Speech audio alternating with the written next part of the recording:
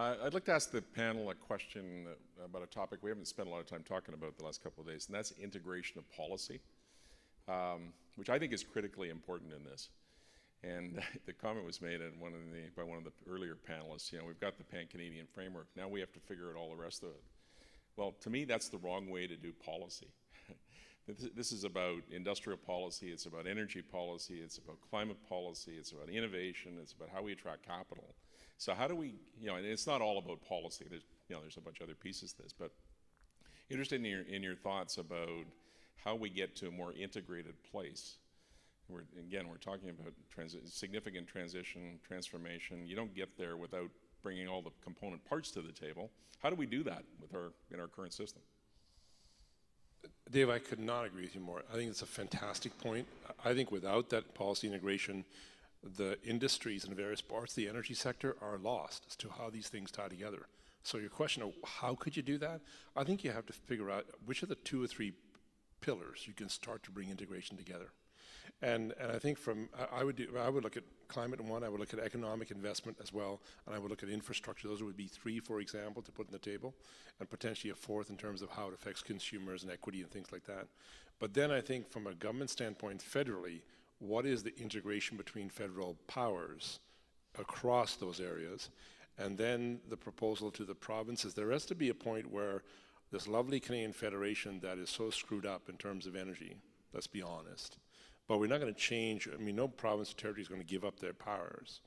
So therefore, the question has to be put on the table to them, saying if this is how it's going to be exercised and where federal powers could be used. And I think this is where the pan-Canadian framework is interesting, because it says, the federal government says, if you don't move forward to be consistent with that, we'll do it. And I believe at the end of the day, everyone will say, okay, we're on board, we're not happy, we'll hold our nose, but yes, we want to control the money from the carbon tax.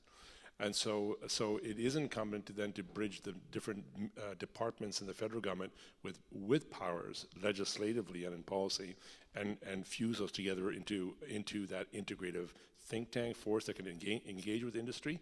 I think if the federal government did that, I think the response from industry will be very quick, and that will bring the provinces and territories to the table for the conversation. Great question. I'd like to respond to that as well. I think about the analogy of an emergency response center.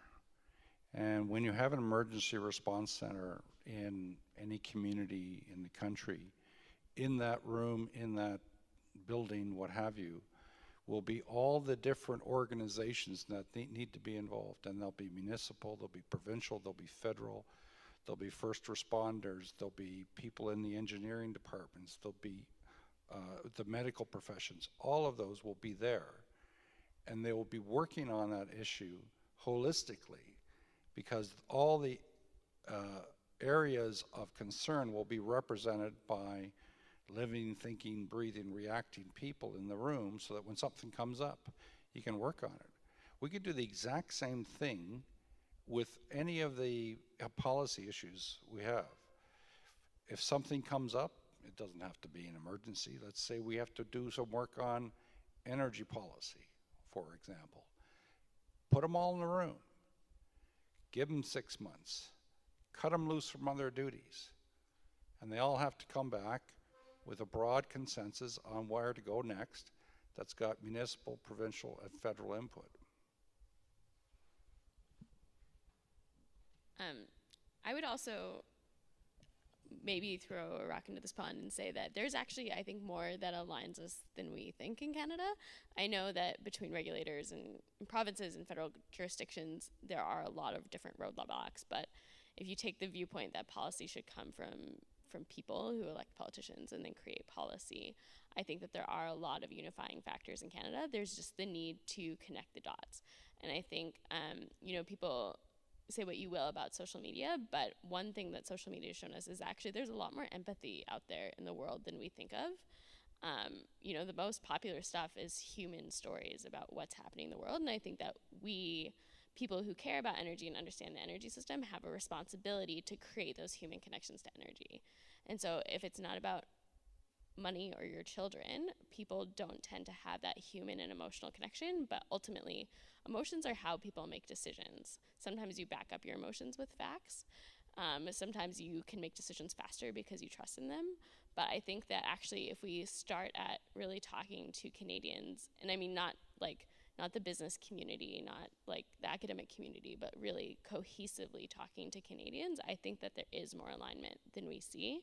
And we can start working towards consensus-based models, and ultimately, you know, by drawing those lines between Canadians and between each other, I think that the provinces can find ways towards alignment with the federal government. And I think, speaking to something that Allan said earlier, you know, values are shifting, expectations are shifting. I never ever expect to own a single family home. I am very happy in my condo without a lawn to mow. And it's just not an expectation. And it's not saying that anybody else needs to give up their single family home, but it is saying that we can conceptually shift what success looks like in the age of needing to adapt in order to be a leader, because there are countries that have really cohesive visions. Like I was the guest of the Minister of Climate Change for the UAE at the World Government Summit. If you want to see a cohesive vision, that's incredible. They have hired an entire team of futurists to figure out what the world will need in climate adaptation, because that's what they will be selling to the world next. And the whole country is working on it. We talk to them all the time about it. So, I mean, there is a way to have a cohesive vision no matter what your current revenue source is.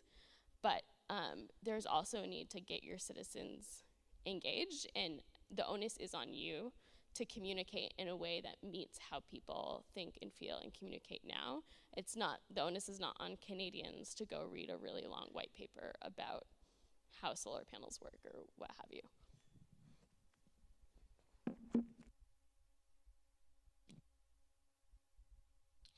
Bruce. I just want to make a quick observation that policy integration is difficult. It is very, very difficult. The idea of throwing people in, I've been in the room with that world, and they're very uncomfortable about breaking lines. So I just want to make that observation that if that is necessary, then a whole lot of work needs to be done on how to develop really good models to get bureaucrats to draw outside the lines. But I also have a question, and the question is this. Throughout this conference, we've talked a lot about energy information. We need better energy information. We need is a mantra of several people that are on the stage right now. I'm curious as to what you have in mind. What is it that energy information looks like from your particular perspective that we don't have today?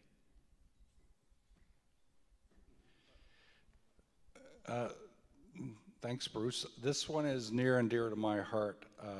Siri and the Ivy Foundation and the Trache Foundation were working over the last couple of years to bring stakeholders together and actually try and answer that question. We've done a lot of work to find out, what the gaps are. So let me just sort of start with that. For example, when we talk about incoherent information, there are 10 different definitions of greenhouse gas emissions in this country. So they're all reported differently, as you would expect.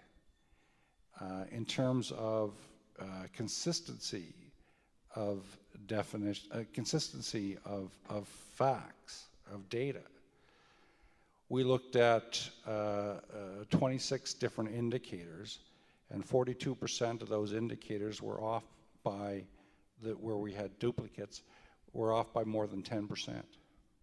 So we had the same number that was supposed to be representing a particular point, and two different data sets had numbers that were more than 10% difference. We get about 60% of the data no earlier than 1 year later, about 60%. The rest takes 3 or 4 and 5 years.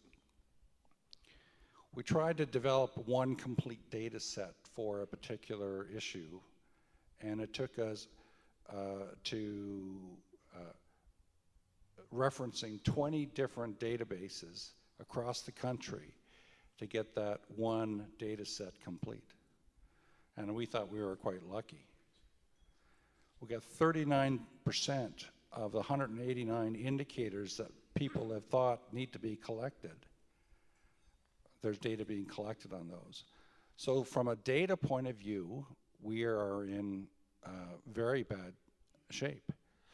There was a 2012 Financial Post article, and the title of the Post article was, "You can find all you need on Canadian data, just go to the US."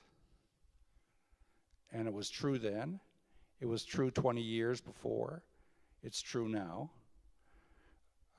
Siri and some others, we actually developed a business case for a Canadian Energy Information Organization. It's actually on our website if you care to look. And it deals with building a collaborative approach to data that's already being collected. And the first step would be just to put it all in one spot, and getting people to agree that they'd put it all in one spot without putting a lot of caveats on, well, you can have this or you can't have that, or if he's not giving you this, I'm not giving you that. Well, we have to stop being babies, and we have to start being adults about this. We have to share the information. And once you get the information, you find out where you have all your duplicates, and you figure out what the problem is with the duplicates. And you go back to those people and you say, fix those duplicates. And then once you're done that, you look at where the gaps are, and then you start farming out how you're going to get those gaps filled. And what you get at the end of that is you get trust, because everyone's been involved. You bring everyone into the tent. Everyone gets a chance to look at the data from different angles, and then you start playing with it. Because of course, data is not what you want. You want information. And you play with it left, right, and sideways until you are comfortable that the information you're providing is about as good as you're going to get. So that's what I would see us needing to do. But key to that, and this is a point that Dave Collier and Bruce Laurie and I were talked about many, many times, is independence. Independence of any government, independence from the funding authority, complete independence that has no backdoors built into it, that allows the organization to be protected in times of stress, and allows the organization to carry on and develop and grow with proper financial resources that cannot be touched. The EIA has that in the United States. They've been a target by numerous congressmen and senators over the years for one reason or another, and they've survived. And they've survived because they have a bulletproof piece of legislation that protects them. So that's what I would do. Chris, I'm going to give you the last word on this panel. You know, my mom is in her 80s and a PN, and when she asks me for information on what I do, and I tell her over dinner, she says, I'm very confused. I don't know what this energy thing and transition thing is. And I said, well, I say it's all about, you know, money laundering. She goes, now that's a good business. And my sons, Isaac and Noah, are in their 20s, and they don't ask me saying, so Dad, I need more and more information. But we're drinking from an information fire hose of different kinds. There are different purveyors of information, there's different recipients of information. I think what Allan's talked to in part, what Bruce, I think your question is, there are people who need information who are making decisions. And there's certainly a place for that. And I think the point of looking at the investment to have usable, current, available, and very much a friendly information for the people making decisions is a need for Canada. We don't have that in one place. That's an investment that's necessary. But then for the public, which ties to public confidence, the way we get our information from right now is we read, we watch TVs, we read online or we read newspapers, we are on Twitter, we watch movies, we talk to our neighbors. And at the end of the day, information is not in big chunks, it's going to be in small pieces of information. And I think it's incumbent upon the energy sector writ large to say, how do you provide that information into the universe of social media most importantly, and recognizing there's a certain type of information for part of the population and a different, more sophisticated and more rounded information that we just don't have right now, or it's not being made available, that needs to be made for the decision maker.